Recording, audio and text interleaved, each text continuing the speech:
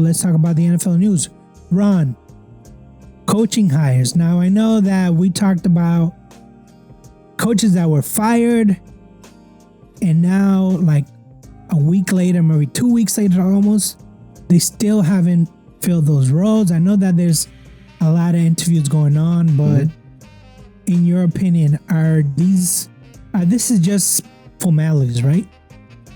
No, listen, I think there are a lot of open positions and a lot of good coaches out there. So I think teams are taking their time with the head coaching position specifically. There's a lot of movement with OCs and GMs and stuff like that that's happening. But I think, teams are doing their due diligence for the most part. They're trying to figure out what direction they want to go in. I think some teams made some big decisions this past week. So, Dallas bringing back McCarthy, that was a huge decision for them. And then the stuff with the Patriots, which we'll talk about, like what direction they were going to go in. That was a big question mark. So, listen, there's some top names out there, right? Belichick, Vrabel, Carroll, if he's looking into coaching, and then what's his name? Harbaugh. Yeah, so there's some big names. It's probably gonna take a little bit longer than normal to get these positions filled because those big names, they come with some of it coming with baggage. Some of them need full control, if you will, right? They want to have more say so in what goes on with the team. They want to be able to hire everybody on their staff. And then there's like some teams that don't quite match that. There's some teams that have GMs already in place. Some teams already have like some certain coaches in place that they want to keep. So we'll see what happens over the next couple weeks. Yeah, I mean, like you mentioned before, some of these coaches, even though I feel like they have a resume, they don't need, I feel like a lot of times when you go into the interviews and you have to freshen up your resume, I feel like a lot of these are like, hey, I've been coaching for 25 years. Hey, I've been coaching for 5, coach of the year twice. With Harbaugh, hey, I just won the national title. So I feel like these coaches have so much in their resume. Mm-hmm. You feel like, hey, this is an automatic Super Bowl, but it's not. Yeah, and I think for NFL owners themselves, they still need to know what is that coach expecting. Like, okay, so Harbaugh just won a championship. He's coming in. He most likely wants to bring his own crew, right? Which is understandable. What does Bill want? Bill is used to being the GM. Is he still looking for that? He didn't succeed or didn't have a lot of success doing that. Will he be okay with not running things from that standpoint? What's his plan too? If I'm interviewing Bill, I don't care what your history is. What's your plan as your OC and DC? Because you jacked that up the last couple of years. Who are you hiring? I need to know that before I hire you as coach. I don't care about all you've done. I need to make sure you're coming in with a plan. So, I heard, I've listened to the radio. Some of these people are like, oh yeah, just hire them. I don't know why you're having, people meet with you once or twice. You got to make sure if you're an owner of a team, you're paying these guys millions of dollars. You better know what they're coming with. You can't just hire people just based on their history. You got to have a plan. You got to make sure you're all aligned and on the same page with what's going to happen. So not surprised it's taking a little bit longer with these guys. The other thing, we'll talk about the Jerod Mayo introduction yesterday to the press, basically making it official. Ron, I gotta say, I saw this introduction and I was excited. I was fine for it. Hey, long time coming. There was only one part that I was just like, I don't know how I felt, but Mayo calling Kraft Young Thunder during the conference, and not just like more than once. I'm talking about like repeatedly, like, hey, Young Thunder, hey, Thunder this. And I don't know if maybe they have a relationship. Oh yeah, I'm sure. It's a really, really tight bond. But I mean, other than that, I think he said all the right things without a doubt, without giving the house away. Yeah, no, yeah. It was a good press conference. it's apparent that they haven't figured everything out, and that's okay, right? Because we are still in January. You're not necessarily going to know who's, going to be your GM at this point, or like who your coordinators are, like what staff you're bringing back. It's okay not to have all the answers yet. So I'm glad Kraft is, going to be patient with it. Hopefully he's going to get input from Mayo on who to hire. And then hopefully he's willing to make changes too, because the way things were done over the last few years, I think there's probably some opportunity, to look back and say, okay, it didn't work out the way we were doing things. Let's change things, a little bit, because it'll be better for our team. So I thought everything was handled well in that interview. And I hope, and I think in just knowing Kraft, that it's not like a lame duck, like head coaching position where you're given 2 years. We know you're going to fail because you don't have a roster. You need a quarterback.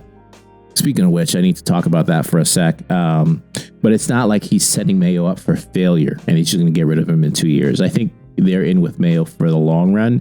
He's going to give him a legitimate opportunity to make the team better. Now, one thing I did not like, and this was not on the opening introduction.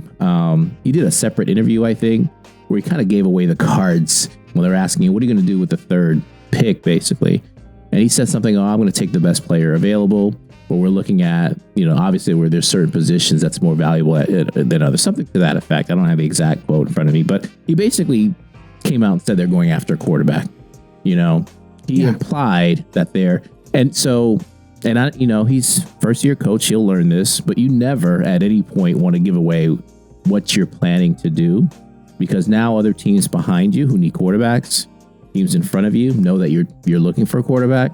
They're going to, drive the price up for you to move up. If there's a guy that you fall in love with these next few weeks before the draft, they're going to drive the price up if you're looking to trade up and stuff. So that part I didn't like, I think, but it is what it is. He'll just have experience dealing with other teams in the future. Yeah, I think he kind of alluded multiple times during the conference that he wants collaboration, right? So he's not gonna be like autonomous like Bill was, where he had the final say. He's gonna have input from everybody, which, yes, definitely we needed that, and I think you're right.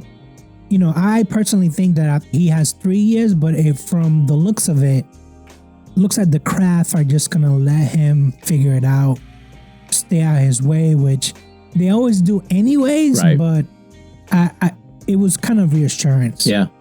Because listen, and same thing for Pittsburgh. As I think back to like the years I've been a fan, there's been times we've had bad years, and it's okay to have some bad years. But as long as you have faith that you're heading in the right direction, you can see improvement from year to year. I think that's all that anyone wants, and I think unfortunately, owners aren't that patient with people.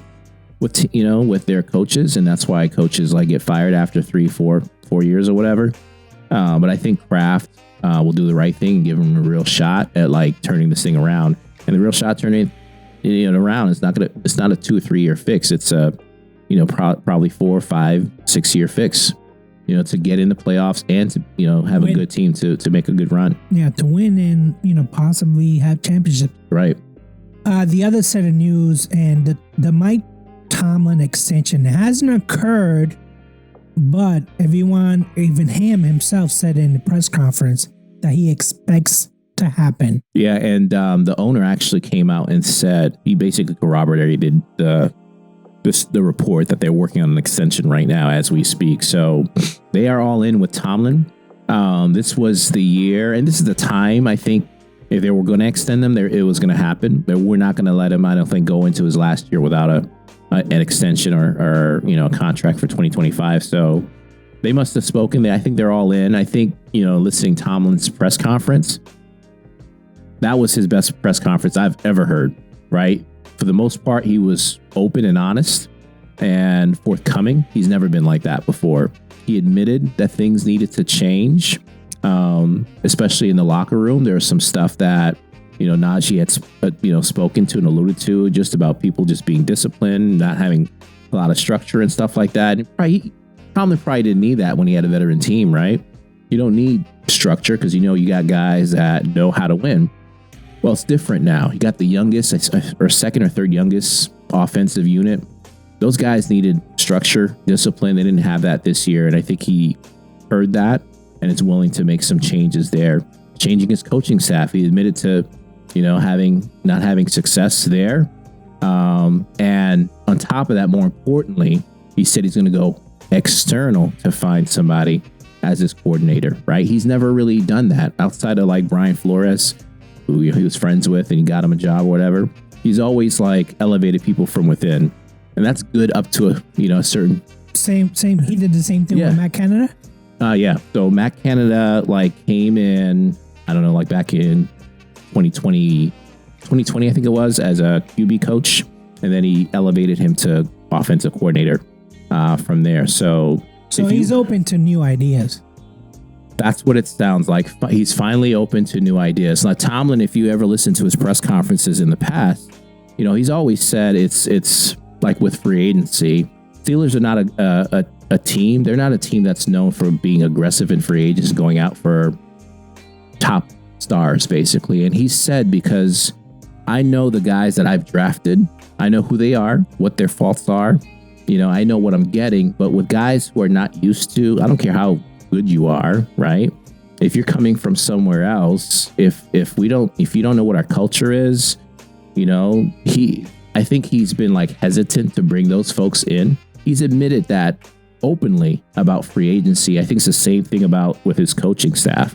He likes people that are part of Pittsburgh, which is fine up to a certain extent because he doesn't have a coaching tree. None of the guys that have been in Pittsburgh have went on to do anything, have success anywhere. Well, Bruce Arians, he had success. He won a Super Bowl. Bruce Arians was there before Tomlin. Oh, wow. Yeah. So, yes. But outside, of that, the coaches that Tomlin has brought in himself has not had success. And I think it's because he's only looking from inside. He thinks this, he's right to think the Steelers organization, the culture is great.